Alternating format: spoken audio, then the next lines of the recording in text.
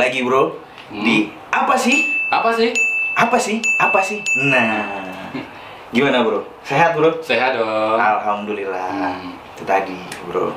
Kita sekarang tuh masih di sini tuh berarti kita masih dikasih kesehatan pak. Alhamdulillah. Jasmani rohani. Benar. Tapi tidak dengan materi pak ya.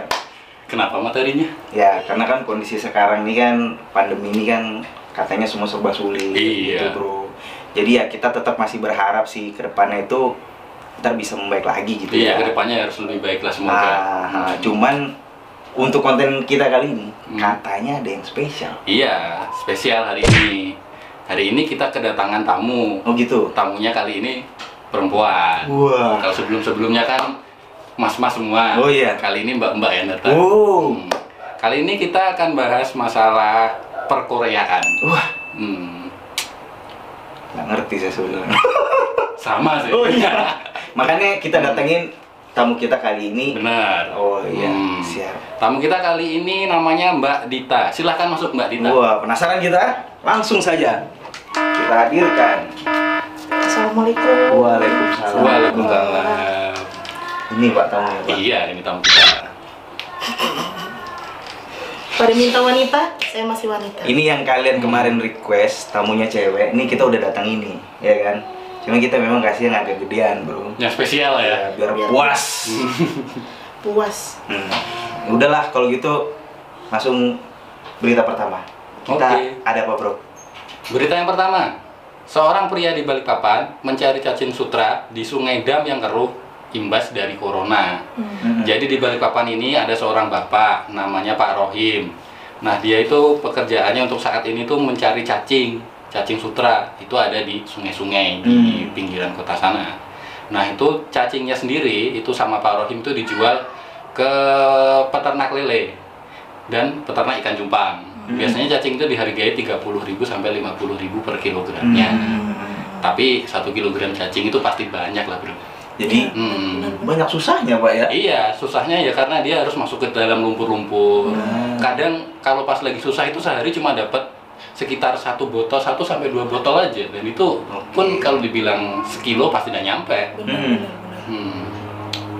Tapi, Bang, kalau gitu punya kira-kira saran atau referensi nggak kalau yang kira-kira di kondisi sekarang ini usaha yang gampang tuh apa, Pak? Ada, saat ini tuh ada usaha yang paling gampang. Ada, Pak. Buka toko emas.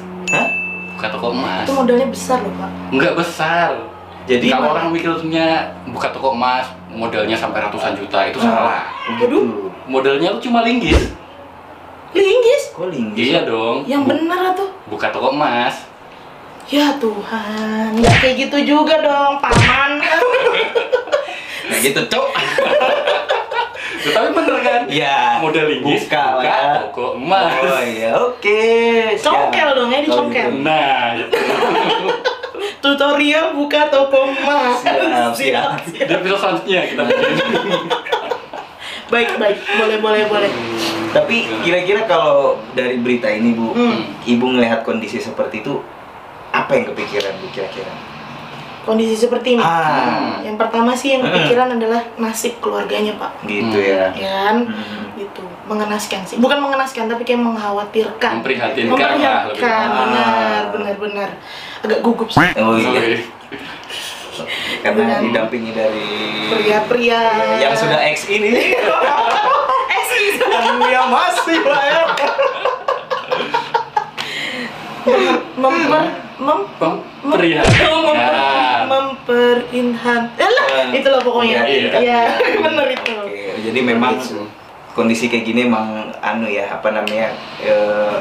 tapi memang mau nggak mau ya Pak, kondisi pandemi kayak gini ini memang ya apa yang bisa dikerjain Pak. Emang seperti itu. Benar sih. Benar. Iya, jadi ya yang penting tetap ada pemasukan lah daripada tidak ada sama sekali ya. Akhirnya segala upaya pekerjaan dilakukan. Iyalah, kita tanya-tanya dulu deh. Iya. Kita ini udah capek-capek nih, Pak. Kita datangin tamu kita kali ini, Bro. Berat ya? Berat. Nah, jadi di awal tuh judulnya udah tentang Korea tadi. Terus kalau nggak salah ibu kita satu ini nih, sis kita. Cikgu lah ya. Cikgu. Apa? Termasuk dalam tim apa Bu namanya Bu? Han Ji Pyong. Han Ji Pyong. Han Ji Pyong. Itu Pyong. Han Ji Pyong. Han Ji Pyong. Itu apaan sih sebenarnya? Iya.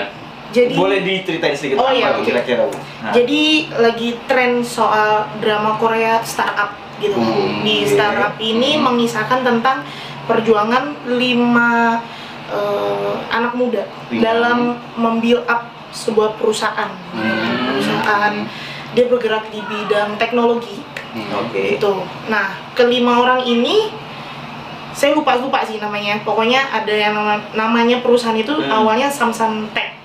Nah, seperti itu. Terus dia besar, ikut program di Sandbox nama perusahaannya yang sebagai investornya.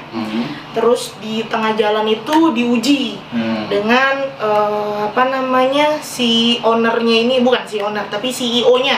CEO-nya ini jadi awalnya tuh Seo Dalmi, terus Nam Dosan, terus San pokoknya, terus sama Saha lah ya, 2 cowoknya aku lupa deh namanya.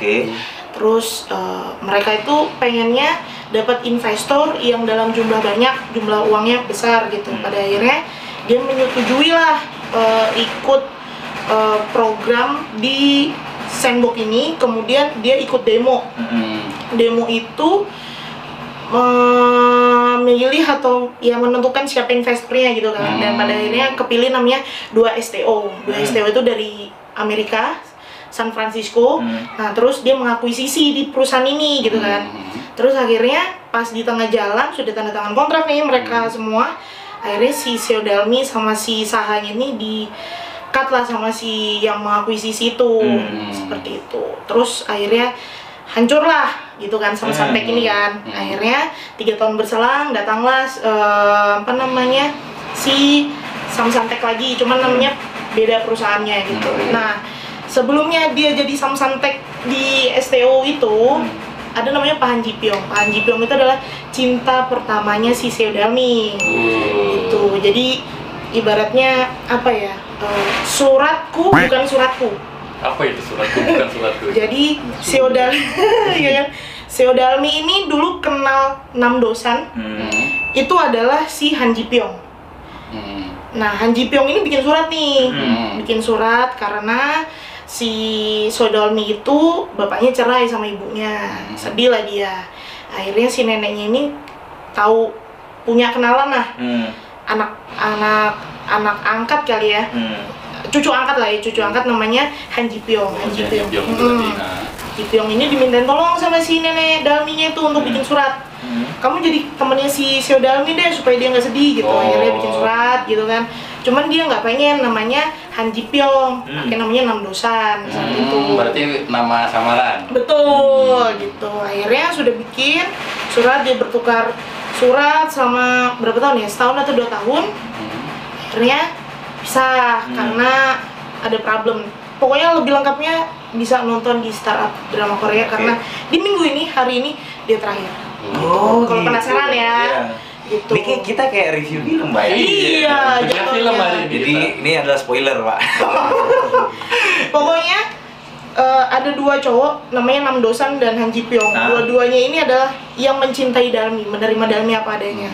Dan saya termasuk yang Han Ji Pyong karena Han Ji Pyong itulah yang mensupport Dalmi dari dia jatuh hingga dia bangkit sampai sekarang. Gitu. Cuman kalau yang Nam Dosan dia yang menemani Dalmi, membantu Dalmi menciptakan impian-impiannya supaya terwujud menjadi startup itu. Pokoknya bapak-bapak bisa nonton dan itu menginspirasi sih. Jangan lihat dari percintaannya, tolong jangan lihat dari percintaannya tapi dilihat dari semangatnya. Jadi berarti tim Han Ji Pyong ini maksudnya ada 2 gitu ya. Berarti ibu lebih, maksudnya lebih apa ya, lebih anu ke tim Han Ji Pyong tadi itu ya, lebih condong kan? Lebih condong karena orang yang mensupport meskipun tidak memiliki tapi setidaknya membantu.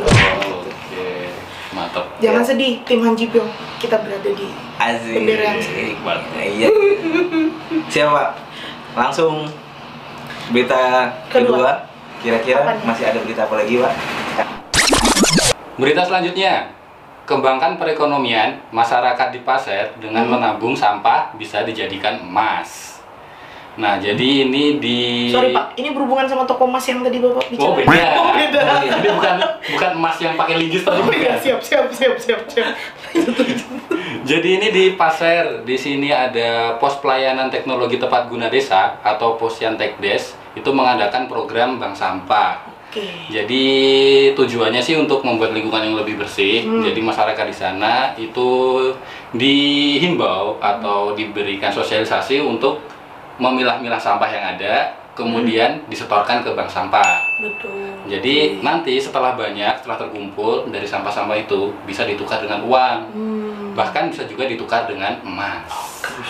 Cakep nih, Pak. Iya, jadi harapan dari bank sampah itu sampah-sampah itu kita nggak melihat sampah terserahkan di mana-mana, jadi lebih bersih lah.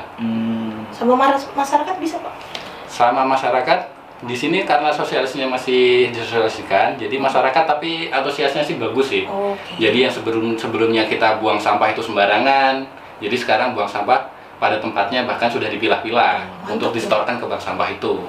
Kan lumayan, nabung sampah dapat duit. Oh iya, dapat emas ya. Dapat emas juga, nggak pakai linggis lagi. Bener. Bagus loh ini bridging-nya. Nah, tapi Bu, kalau menurut Ibu sendiri nih, kira-kira bagus nggak sih ada, maksudnya gebrakan model kayak gini nih? Bagus sih.